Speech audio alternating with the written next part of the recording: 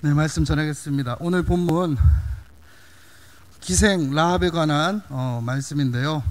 함께 라합이라는 이 한 여인의 이야기를 다루면서 어느 한 여인의 응원이라는 제목으로 은혜를 나누겠습니다. 기생 라합, 우리말로 기생이라고 번역이 되었지만 구약 성경에 나오는 본래 단어로 보면 매춘부, 창녀라는 단어가 더 정확한 번역입니다. 몸을 팔며 사는 여인들, 오늘이나 옛날이나 인생 최고 밑바닥의 사람들 아니겠습니까? 자기 몸을 팔아서 사는 그런 사람들을 밑바닥 인생이라고 말을 하고 더럽고 불결하게 생각하고 또 그렇게 여기죠. 그런데 이러한 매춘부 중에 하나였던 이방 여자 라합, 더군다나 여자는 사람들의 숫자에도 넣지 않던 그 옛날 부정하게 여기던 이 여인을 오늘 성경은 굉장히 높게 여기는 것을 보게 됩니다. 히브리서 11장에 보면 믿음의 선배들에 대한 이야기를 쭉 합니다. 세상을 움직였던 사람들이죠. 믿음 때문에. 거기에 아브라함이 있고 이삭과 야곱과 그 다음에 요셉이 등장하고 마지막으로 모세가 등장합니다. 그리고 나서 뭐라고 하냐면 이런 믿음의 용사들을 다 열거하려면 시간이 부족하다고 하면서 그만두자고 얘기를 합니다. 히브리서 11장 32절에 보면 내가 무슨 말을 더하리요? 기드온, 삼손, 다윗, 사무엘과 선지자들의 일을 말하려면 내게 시간이 부족하다. 시간이 부족하니 그만두자는 이름 속에는 다윗의 이름이 들어가 있습니다. 사무엘이 들어가 있고 선지자들이 들어가 있습니다. 그런데 모세를 마지막으로 언급하고 시간이 없어 그만두자는 말을 하기 직전에 누구의 이야기를 하는지 아십니까? 다윗, 사무엘, 선지자들 시간이 부족하니 이들에 대한 언급은 하지 말자 이러면서 마지막 한 줄을 할애해서 소개하는 사람이 누구냐? 바로 라합입니다. 이방 여인 기생 라합. 그럼 성경은 왜 이렇게 라합을 이렇게까지 높일까요? 오늘 이 기생 라합이 한 일이라고는 다들 아시겠지만 여리고성을 점령하기 전에 이스라엘 백성들이 두 정탐꾼을 여리고성에 정탐꾼을 보냅니다. 쉽게 말해서 스파이를 보내는 거죠. 간첩을 보내는 거예요. 이 간첩을 라합이 자기네 집에 숨겨주었다가 무사히 돌려보냅니다. 특별히 간첩을 잡으러 온 여리고성 사람들에게 거짓말까지 해가면서 무사히 돌려보내죠. 한 일이라고는 아무리 성경을 샅샅이 찾아봐도 한 일이라고는 이게 다예요. 간첩을 숨겨주었다가 돌려보낸 일, 이게 전부입니다. 게다가 적국의 간첩 아닙니까? 나라를 점령하겠다고 기다리는 이 적국의 간첩을 숨겨두었다가 무사하게 돌려보낸 거예요. 말하자면 매국노입니다. 나라를 팔아먹은 사람이에요. 아무리 기생이지만 이럴 수는 없죠. 기생이라서 나라 사랑하는 마음이 없어서 그랬을까요? 그런데 여러분, 우리나라의 논개를 기억하십니까? 질문을 했죠? 반응을. 논개를 기억하십니까? 임진왜란 때 일본군들이 들어와서 저 남쪽의 진주성을 함락시킵니다. 진주성을 함락시키고 기쁘다고 자축연을 하는데 논개가 거기에 초청받아가지고 갑니다. 기생으로 수청 두려고. 그런데 이 논개가 10손가락에 가락지를 끼고 촉성로라고 하는 정자에서 잔치연이 베풀어질 때에 적장을 끼어안고 손가락이 빠지지 않게 가락지를 낀 그 상태로 끼어안은 채 촉성로에서 남강 아래로 빠져서 자결합니다. 우리나라 진주성을 강탈한 외적의 외장을 기생 논개가 끌어안고 자결하며 자기의 목숨과 함께 외장을 죽여버리죠. 논개를 보면 기생이기 때문에 나라를 사랑하지 않는 것은 아닌 것 같습니다. 최소한 우리나라에는 이런 훌륭한 기생이 있었죠. 이 논개와 비교해 볼 때 라합은 천하에 몹쓸 사람 아닙니까? 라합 때문에 자기 민족 여리고성 사람들이 진멸을 당하게 생겼습니다.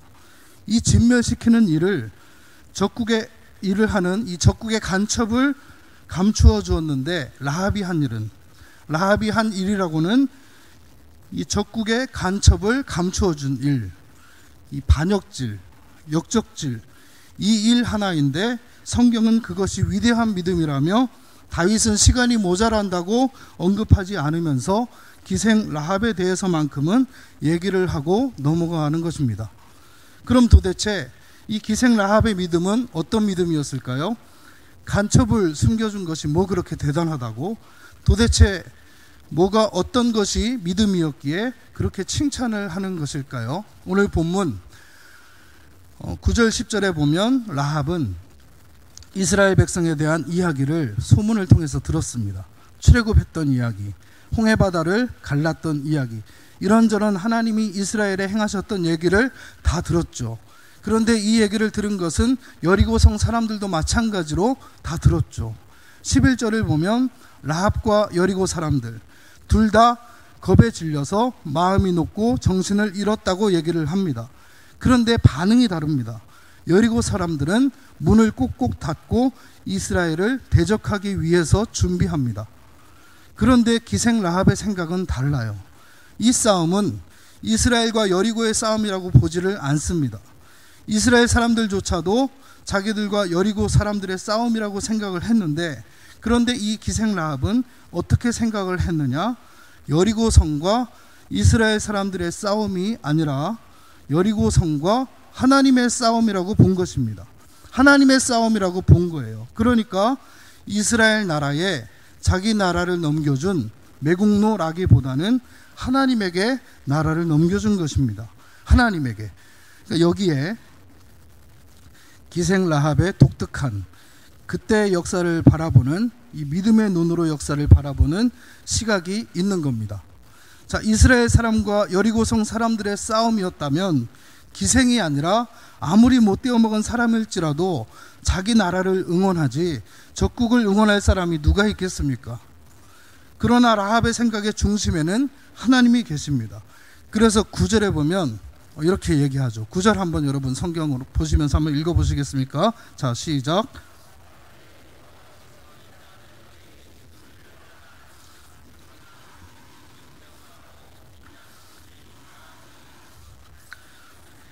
네, 이렇게 얘기하죠. 여호와께서 너희에게 이 땅을 주신 줄을 내가 안다. 너희들에게 하나님이 이 땅을 주실 것을 안다는 것입니다. 그러므로 이제 하나님과 여리고성 사람들의 싸움판이 벌어질 것인데, 라합의 입장에서 나는 누구를 응원하느냐? 하나님 편에 서서 하나님을 응원하겠다는 겁니다. 하나님 이겨라, 하나님 잘하신다, 하나님 파이팅 하면서 하나님이 우리나라를 이기십시오 라고 응원을 하겠다는 것이죠. 자, 이것이 라합에게 있어서 믿음이라고 표현될 수 있는 마음 상태고, 이것 때문에 라합은 성경의 믿음의 사람으로 인정을 받게 되는 것입니다. 그럼 아니, 라합이 하나님을 응원했다는 게 도대체 무슨 말이고 또 왜 그것이 믿음의 표현이냐? 제가 예를 하나 들어드리면 무슨 말인지 쉽게 이해가 되시지 않을까 싶습니다. 제가 어릴 때 교회 친구 중에 중학교 때부터 자기는 서울대 경영학과에 가서 공부하고 사업을 해서 엄청나게 큰 돈을 벌 것이다, 이 목표가 분명했던 이 친구가 있었습니다. 저는 중학교 때 아무 생각 없이 놀 때에 걔는 중1, 2 때부터 목표가 분명했어요. 공부도 잘하긴 했습니다. 그러니 걔 엄마가 우리 애는 이러한 꿈이 있다고 벌써부터 인생의 목표를 분명히 정해놓고 열심히 공부한다면서 아이가 철이 들었다면서 엄청나게 교회에서 자랑을 하고 다니십니다. 소문난 밉상 집사님이셨는데요. 아무튼 그런데 이 친구가 어떻게 중고등부 시절을 보냈느냐? 시험 때만 되면 교회 자체 방학을 합니다.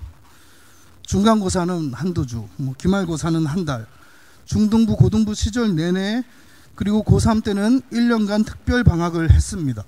자, 이런 식으로 신앙생활을 했던 것이죠. 엄마였던 그 집사님도 크게 반대를 안 하고 오히려 자랑만 계속하고 다니고. 자, 이 예를 통해서 라합의 믿음을 적용해 보면 하나님께서 여리고성을 진멸하시는 이유가 뭡니까? 이스라엘이 예뻐서 여리고성을 진멸하고 여리고성을 주려고 하는 겁니까? 아니죠. 이스라엘에게는 이스라엘에 대한 뜻이 있고 여리고성에는 여리고성에 대한 뜻이 있으시죠. 여리고성이 망하는 이유가 뭡니까? 그 안에 죄악 때문에 망한다고 성경이 말합니다. 자, 내 자식이 돈 많이 벌 것을 인생의 목표로 정하고 시험 때만 되면 교회를 안 나옵니다. 바른 목표가 아니죠. 그런데 그 엄마는 바른 목표냐 안 바른 목표냐 거기에는 관심이 없고 그저 아들이 중학생 때부터 열심히 공부를 해서 돈 많이 벌겠다는 인생의 목표를 세운 것이 대견하고 기특해서 그래 엄마가 기도해 줄게. 너 성공하도록 기도해 줄게. 너는 공부나 열심히 해. 자 여러분, 이게 바로 성경적으로 바른 모습입니까? 이것은 라합이 보는 시각은 아닙니다. 그렇다면 라합이 보는 시각은 어떤 겁니까? 하나님, 내가 내 자식을 사랑합니다. 내 자식이 돈 벌겠다는 목표를 세운 것이 기특합니다. 물론 저도 돈 많이 벌기를 원합니다. 그러나 그 자식 속에 있는 죄악을 보니 하나님에 대한 우선순위를 잃었습니다. 하나님이 이기시옵소서. 철저하게 세상의 가치관을 깨게 하시고 철저하게 실패하게 해서라도 하나님이 소중한 것을 알게 하여 주옵소서. 만약 둘 중에 하나를 선택해야 한다면 하나님이 이기시옵소서. 자, 이것이 라합의 믿음이라는 것입니다. 하나님과 세상 나라가 싸움이 붙었습니다. 하나님과 내 자녀, 하나님과 내 남편, 내 아내, 하나님과 내 사업, 하나님과 내 욕심, 내 욕망이 대치하고 있습니다. 여러분, 누구를 응원하시겠습니까? 나라를 위한 기도도 무조건 하나님 우리나라 잘 살게 해주세요가 아니라 한국교회 대부분의 대부흥기는 일제 치하, 6.25 동란, 가장 먹고 살기 힘들 때, 이럴 때였지 않습니까? 하나님은 선민 이스라엘도 바벨론의 포로로 팔아버리는 하나님이십니다. 그들의 영혼을 위하여서 무조건 잘 살게 해달라는 것이 나라를 위한 기도가 아니라, 예를 들어 평시에는 100명밖에 믿지 않을 역사가 하나님의 뜻에 의해 민족적 고난을 통하여 수십만 명이 믿을 역사로 바뀐다면 하나님 이기세요. 당신의 뜻이 이기기를 바랍니다. 비록 고난일지라도 하나님의 뜻이라면, 이것이 바른 믿음의 기도라는 것이죠. 사랑하는 내 자식과 내 자식 안에 있는 죄를 보시면서 대치하고 있는 하나님이 계십니다. 그럴 때 어떻게 해야 되나? 하나님 이기세요. 하나님이 이기세요. 내 자식을 이기시고 내 자식의 야망을 이기시고 자식에 대한 나의 바램과 나의 욕망을 이기세요. 하나님이 이기세요. 하나님 편이 되어드리는 것이죠. 내 욕망, 내 욕심으로부터 하나님 이기세요. 나의 욕심을 이기시고 나의 고집을 이기시고 나의 생각을 이기시고 나의 자아를 이기시고 하나님 파이팅! 하나님 편이 되어드리는 것이죠.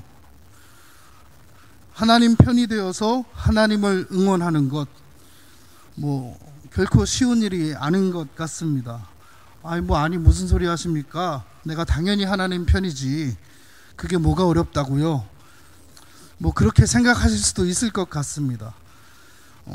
그런데 말씀을 듣고 계신 여러분들은 잘 모르겠고요. 최소한 저는 좀 쉽지 않은 것 같습니다.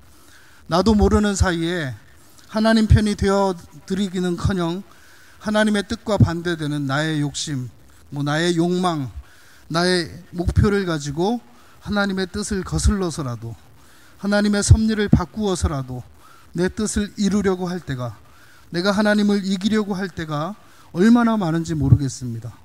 한국교회를 향한, 우리 동원교회를 향한 하나님의 큰 뜻에는 별 관심이 없고, 내가 맡은 사역만 그저 잘 되고, 내가 맡은 교구가 부흥하고 성장하고, 내가 맡은 소그룹이 잘 되고, 내가 맡은 이 소그룹 성경 공부, 이 제자 훈련반이 더 잘 되어서 그저 내가 칭찬받고 인정받는 이 목회적인 성공에 대한 야망, 사역조차 내가 나의 주인이 되어서 나 중심적인 성향을 가지고 내가 주인공이 아니라면 이런저런 일들도 다 부정적, 비판적으로 보는 그런 마음들, 때론 하나님의 뜻을 모른 척 하서라도 바꾸어서라도 내가 하나님을 이기려고 할 때가 얼마나 많은지 모르겠습니다.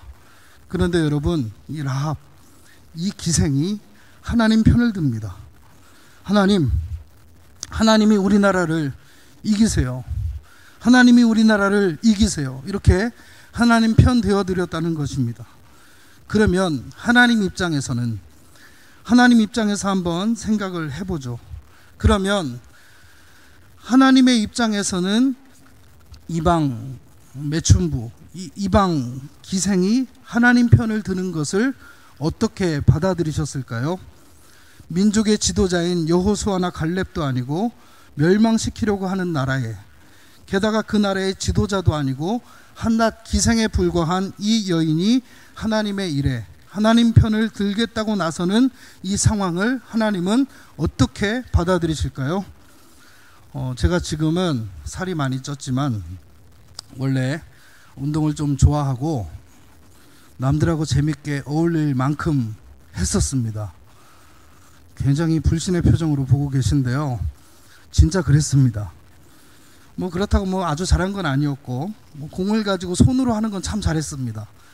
그런데 이제 발로 하는 이 운동들, 축구, 족구 뭐 이런 거는 좀 상대적으로 잘 못했는데요. 자, 거의 사명감을 가지고 열심히 축구나 족구하는 교회들이 있죠.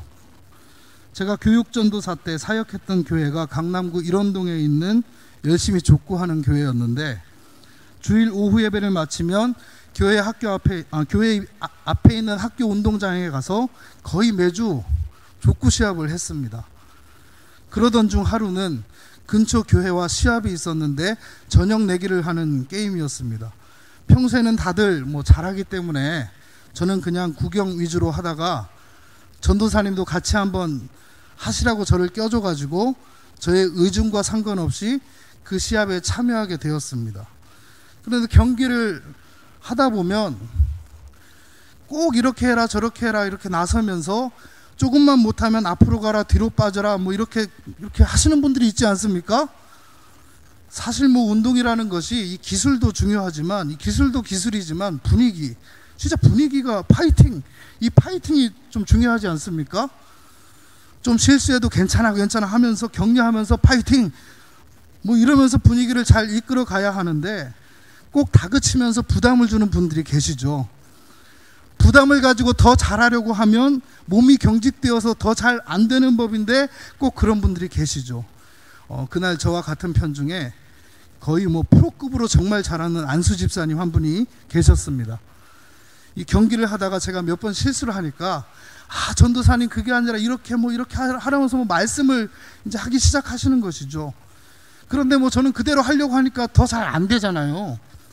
그렇게 뭐 계속 이렇게 실수를 하니까 뒤로 가시라고 포지션을 이제 확 바꿔버리는 거죠. 야, 이런 반응 저 처음 봤습니다. 자, 저는 뭐 더 긴장이 되고 막 가슴이 뛰고 공이 오면 괜히 막 두렵고 잘 안 되는 거죠. 계속 연속적으로 막 실수를 하니까 전도사님 안 되겠다면서, 야, 딴 사람 없냐, 딴 애들 들어와라 뭐 이러면서 옆에서 응원하고 있던 이 청년을 들어오게 하고 저를 바꿔버린 거예요. 제가 저랑 청년이랑 뭐 사실 얼마나 뭐 뻘쭘하고 민망했겠습니까? 여러분 뭐 그깟 족구 뭐 그렇게 많이 좋아하지도 않는데 뭐 안 하면 그만입니다. 뭐 사소한 일이죠. 그런데 그 당시에는 어떻게 해야겠는지 모르겠는 거예요. 너무나 막 부끄럽고 창피하고 좀 그렇잖아요. 제가 그날 좀 못했던 거는 맞죠. 그래도 제 마음에는 내심 그분하고 같은 편 된 것이 좋았어요. 그래서 마음속으로는 저분은 잘하시는 분이니까 나는 걸리적거리지 않게 뒤에서 그냥 수비만 적당히 하고 저분이 공간을 잘 활용하도록 저분 편만 잘 되어드려야겠다 뭐 이러고 있었는데, 제가 같은 편이 된 것이 그분에게는 도움이 안 되는 거죠. 도움은커녕 오히려 방해가 됐던 거예요. 뭐 걸리적거릴 뿐이죠. 그러니 뭐 싫은 것이죠. 바꾸고 싶은 거죠. 아무리 그래도 교육전도사지만 집사님이 교역자 뭐 바꾸는 일이 뭐 어디 쉽습니까? 아무튼 그래도 뭐 바꾸고 싶은 거예요. 왜냐? 도움이 안 되니까요. 자, 여러분, 몸을 팔아먹고 살던 이방 여인 라합이 하나님 편을 듭니다. 이 기생 라합의 지혜가 하나님께 도움이 되겠습니까? 인맥이 도움이 되겠습니까? 능력이 도움이 되겠습니까? 라합의 명성이 하나님에게 도움이 되겠습니까? 걸리적거릴 뿐이죠. 여호수아 6장 17절에 보면 여호수아가 여리고성을 진멸하기 바로 직전에 기생 라합이라고, 굳이 기생 라합이라고 이름을 부릅니다. 그냥 라합이라고 부르지 않고 아가씨 라합이라고 부르지 않고, 다시 말하면 원어 그대로니까 그냥 잘 걸러서 들으십시오. 창녀 라합. 그냥 창녀 라합의 가족을 다 끌어내서 진멸하는데 멸망당하지 않게 해라, 이렇게 얘기합니다. 이렇게 이 기생 라합의 가족을 다 끌어다가 어디다 두는지 아십니까? 군인들은 다 빠져나가고 이스라엘의 여자들과 아이들이 남아있는 진영이 있는데, 있을 것 아닙니까? 어떤 진영이. 자, 우리 여호수아 6장 22절 23절 자막 한번 띄워주세요. 한번 읽어보겠습니다. 자, 시작.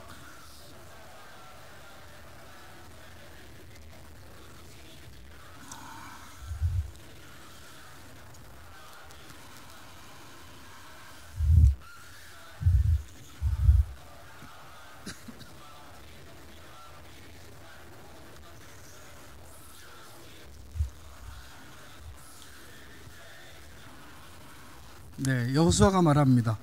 그 기생의 집에 들어가서 라합의 가족들을 이스라엘의 진 바깥에 두라. 왜요? 이 거룩한 모임 안으로 불결한 여자의 가족이 들어올 수 없으므로 바깥에 두라 하는 것이죠. 정탐꾼을 숨겨줬기에 살려는 줬습니다마는 진영 안에는 어림이 없고 진영 바깥에 라합의 가족을 따로 모아놓습니다. 그냥 라합이라고 불러도 얼마나 민망하겠어요. 나라 팔아먹고 거기에 와 있는데. 그런데 굳이 기생 라합이라고 소문을 내가면서 여호수아마저 공개적으로 외쳐버리니 모든 이스라엘 사람들이 다 들었죠. 그 많은 백성들이 라합의 가족을 예의주시합니다. 그리고는 수군거리기 시작하죠. 저 여자 아주 불길한 여자인데 정탐꾼을 살려줬기 때문에 저기 저렇게 살아났대. 저 여자 몸 파는 여자래. 기생의 가족들이래.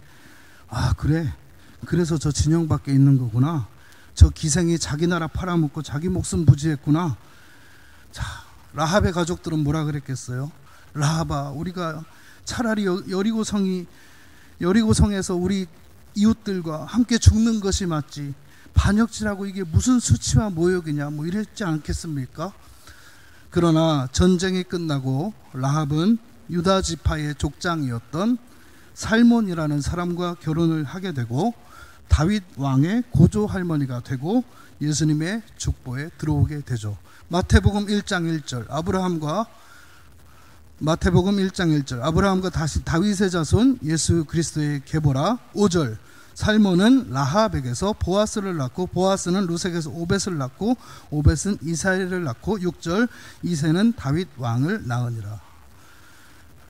예수님의 그 족보에 이 여인이 들어오게 되는 것이죠. 자, 왜 이런 이변이 일어납니까? 하나님의 마음은 도대체 어떤 마음이실까요? 하나님이 선택한 선민 이스라엘 250만 명이 모여 있습니다. 하나님이 역사하시면서 그 이스라엘 백성을 가나안 땅으로 인도하십니다. 그러나 250만 명 중에 한 사람도 순수하게 하나님이 이기세요, 하나님 편들어 본 사람이 없습니다. 모두가 다 내가 살 가나안 땅을, 내가 받게 될 그 약속의 땅을 하나님이 주신다, 하나님이 나에게 주신다라는 생각만 가지고 있죠. 믿음이 좋다는 여호수아와 갈렙도 뭐라고 합니까? 하나님이 우리와 함께 하시면 가나안 땅의 모든 적군들을 우리가 물리칠 수 있을 것이다. 우리에게 약속의 땅을 주시기 위해서 하나님이 움직여 가실 것이다. 우리를 이기게 하기 위해서 하나님이 도와주신다.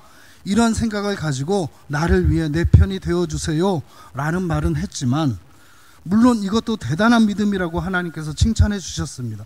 그러나 아무도, 이스라엘 백성 중에 단 한 명도 하나님이 이기세요, 하나님이 내 편 되어 주실 것은 다 원했지만, 그러나 내가 하나님 편이 되어 드리려는 사람, 내가 하나님 편이 되어서 하나님이 이기세요, 하나님이 승리하십시오, 하나님 편 되어 드린 사람은 이스라엘 250만 명 중에 단 한 사람도 없었습니다. 그러나 사랑하는 조국과 하나님이 대치하고 있는 이 상태, 하나님과 나의 조국이 대치하고 있는 상태에 있는 이 상태에서 기생 라합은 하나님 이기세요, 내 조국이 죄 때문에 망하더라도 하나님이 이기세요, 내 가정이 어떻더라도 하나님 이기세요. 내 사업이 어려워지더라도 하나님이 이기세요. 하나님께서 이기실 것을 원합니다. 압니다. 바랍니다. 하나님 뜻대로 되기를 원합니다. 하나님 이기세요. 하나님 편 되어드렸다는 것입니다. 많은 사람들이, 정말 많은 크리스찬들이 하나님이 나의 입장에 서서 내 편이 되어주셔서 내 계획, 내 꿈, 내 야망, 나의 욕심을 이루어 주실 것을 믿는 것을 믿음으로 신앙의 전부로 생각을 합니다. 내 마음속에 내가 이루고 싶고 가지고 싶고 성취하고 싶은 것들 한가득 안고 하나님 내 편을 들어주실 것을 믿습니다. 내 편 되어주실 것을 믿습니다 라고 하는 게 믿음의 한 측면일 수는 있죠. 하지만 그게 전부는 아니지 않겠습니까? 이스라엘 250만 명 전부 다 하나님이 내 편이 되어주셔서 여리고 무너뜨리고 약속의 땅으로 인도하여 주시고 젖과 꿀이 흐르는 땅으로 인도해 주실 것이다 라고 그것을 믿는 것을 믿음의 전부인 양 붙잡고 있을 때, 그러나 라합, 나의 조국이 무너지고 내 민족이 다 죽게 된다고 하더라도 이 민족의 죄악 때문에 하나님과 나의 조국이 대치하고 있는 상태라면 하나님 이겨라, 하나님이 이겨라, 내 나라를 잃고 내 삶의 터전을 잃더라도 하나님 편에 서서 하나님 편 되어 하나님을 응원했다는 것입니다. 자, 진영 바깥에 창녀의 집이라고 따로 구분해 두었어요. 그 상태에서 여리고성을 무찌른 다음에 250만 명이 전부 다 하나님을 쳐다보며 기뻐합니다. 하나님께서 이 250만 명의 시선을 다 제끼시고 우리 라합 어디 있느냐, 우리 라합 어디 있느냐 찾고 찾으시다가 진영 바깥에 쓸쓸하게 앉아있는 이 라합을 가서 우리 주님의 따뜻한 가슴으로 덥석 안으신 겁니다.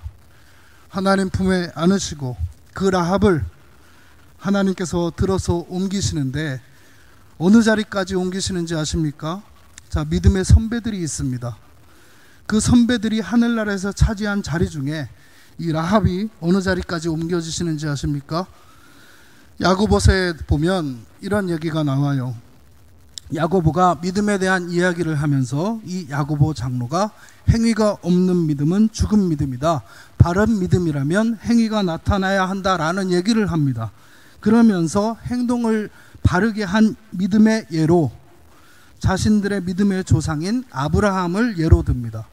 그리고 이삭과 야곱과 모세와 요셉과 사무엘과 다윗과 이사야, 엘리야, 수없이 많은 믿음의 선배들이 있음에도 불구하고 아브라함 옆에다가 바짝 세우면서 바른 믿음, 행동하는 믿음의 예로 누구를 갖다 대시는지 아십니까? 야고보서 2장에 아브라함 옆에 라합을 세웁니다.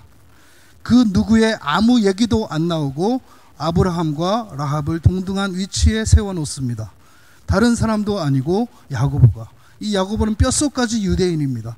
뼛속까지 유대인 출신인 이 야고보가, 그런 야고보가 자신의 믿음의 조상 아브라함과 이방 기생 라합을 동등한 위치에 세우는 상상할 수 없는 일이 벌어진 거죠.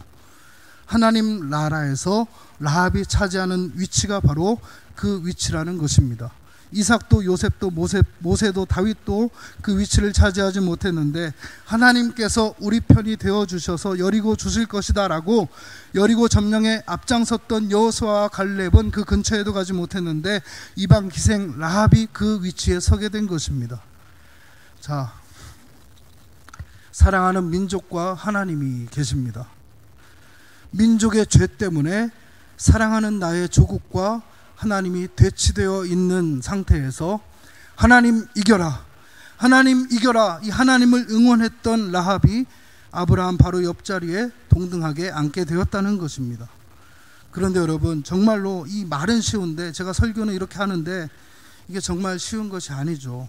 내 욕망과 하나님이 대치되어 있는 상태에서, 내 욕심과 하나님이 대치되어 있는 상태에서, 내 목표, 내 꿈, 내 자아와 하나님이 대치되어 있는 상태.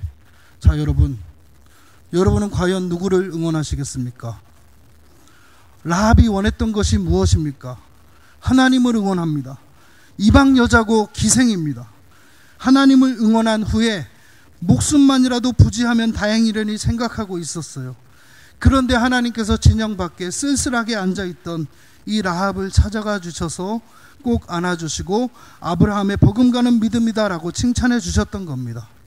자, 우리가 사랑하는 사람들과 우리가 사랑하는 대상들이 너무나 많습니다. 돈을 사랑합니다. 자녀를 사랑합니다. 배우자를 사랑합니다. 내 일, 내 사업을 사랑합니다. 그러나 그들 속에, 그 마음 속에 결코 하나님이 간과하실 수 없는 죄가 도사릴 때가 많죠. 눈에 넣어도 아프지 않을 자식일지라도 그 속에 그의 인생을 망치는 세상의 가치관이 가득할 때가 많죠. 심지어는 교회를 사랑하는 이 마음에도 내 생각대로, 내 방식으로, 나 중심적으로 사랑할 때는 하나님이 인정하시지 않는 죄가 들어있죠.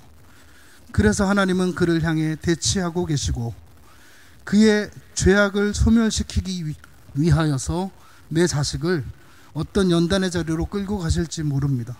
내 속에 있는 죄를 제거하기 위하여 어떤 고난의 자리로 이끌어 가실지도 모르죠. 이때 내가 사랑하는 것과 하나님을 보면서 우리가 외칠 수 있는 소리, 하나님, 나에게 아무리 어려운 일이 주어지더라도 그러나 하나님이 이기시기를 바랍니다. 하나님이 이기세요. 하나님이 이기시는 것이 가장 복된 줄 믿습니다. 나는 하나님 편입니다. 하나님 응원하겠습니다. 이 마음 때문에 하나님께서 라합을 향하여 도장을 찍으십니다. 하나님의 서명을 받은 매춘부의 인생이 메시아가 이 땅에 내려오는 족보에 끼어들게 됩니다. 이렇게 하나님께서 당신의 도장을 찍어주시니 몸을 팔며 살던 인생이 그리스도의 조상이 됩니다. 아브라함 옆에 어깨를 나란히 견주는 하늘나라의 특권층이 됩니다. 변방에서 살았던 이 여인이 이변을 일으키면서 하늘나라 보좌 가장 가까운 곳으로 갈 때까지 라합이 한 것은 별것 없습니다.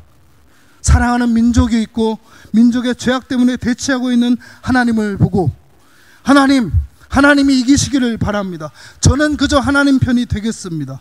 불결하고 더럽게 여겨지던 이 이방 여인 기생 라합, 당신의 편이 되어주겠다는 말을 듣고 하나님은 그 족구 잘하던 집사님처럼 실수하는 저를 바꿔버린 그분처럼 그렇게 하지 않으시고 아무 도움도 안 되고 사람들이 손가락질하는 그 라합을 하나님은 가슴 깊이 당신의 넓은 가슴에 안으시고 보좌에 가까운 곳으로 데려가셨다는 것입니다.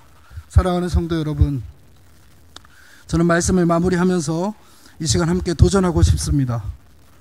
이스라엘 250만 명, 무리의 삶에 안주하며 머무는 것이 아니라 하나님 편에 서서 하나님을 응원했던 이 라합의 믿음, 우리 동원교회 모든 성도들의 믿음이 되기를 소망합니다. 그래서 날마다 사랑하는 대상들 앞에서 하나님이 이기시옵소서, 하나님의 뜻이 이기시옵소서, 그것이 가장 복된 줄 믿습니다. 하나님만 이기시기를 바랍니다. 이 오늘 말씀의 제목처럼 어느 한 여인의 응원, 이 기생 라합이 응원했던 이 모습을 생각하며 항상 하나님 편에 서서 살아가는 저와 여러분 우리 모두가 되기를 소망합니다. 2018년 새해가 밝았습니다. 적지 않은 이들이 하나님을 도구로, 하나님을 수단으로 세상의 성공을 추구할지라도 2018년 새해부터는 우리 모두가 오직 하나님을 목적으로 두고 하나님을 목적으로 삼고 하나님 편에 서서 하나님 편 되어드릴 수 있는 귀한 성도님들이 되시기를 소망합니다. 그리하여 하나님이 도장 찍어주시는 하나님 나라 믿음의 특권층이 될 수 있는 우리 모든 동원의 식구들 되시기를 소망합니다. 우리 한번 합심하여 한번 뜨겁게 한번 기도하고 오늘 예배를 마무리하겠는데요. 말씀을 생각하면서 하나님, 어떤 상황이 있더라도 하나님의 뜻이 완전히 세워질 수 있도록 하나님 편 되어드리는 나의 삶이 되기를 원합니다. 갈등할지라도 하나님 편이 되어드리는 나의 삶이 되기를 원합니다. 이방 기생 라합처럼 언제 어디서든지 하나님의 뜻을 생각하며 하나님 편 되어드리는 나의 삶이 되기를 원합니다. 말씀을 생각하며 함께 기도하시고요.